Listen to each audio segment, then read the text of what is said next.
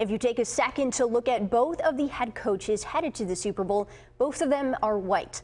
The last time a black head coach made it to the Super Bowl was back in 2011 when Mike Tomlin and the Steelers lost to the Packers. Before him, there were just 3 other black men who took their teams to the big game. Today, Tomlin remains the one and only black head coach in the league. I had a chance to talk to NFL Network's Jim Trotter to dive a little deeper into the issue.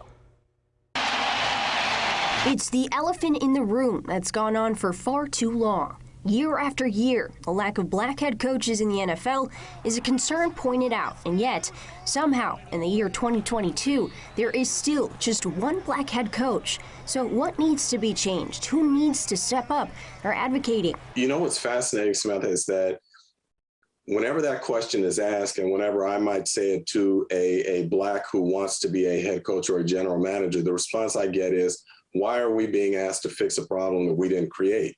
And why are we being asked to provide solutions to something that we have no power over?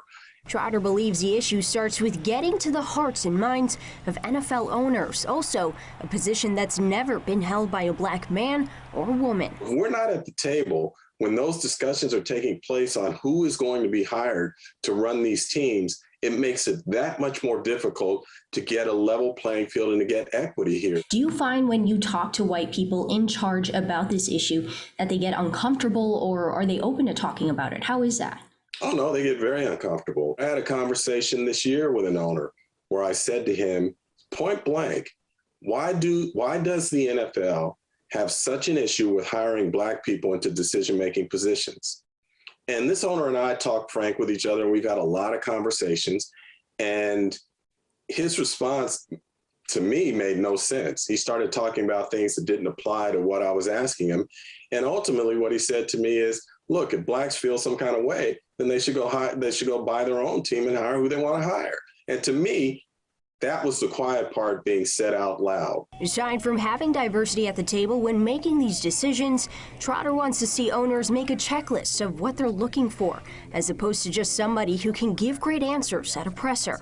In a league that's existed for more than 100 years, like so many others, Trotter is over talking about an issue that never seems to see much progress. It's exhausting. Yeah.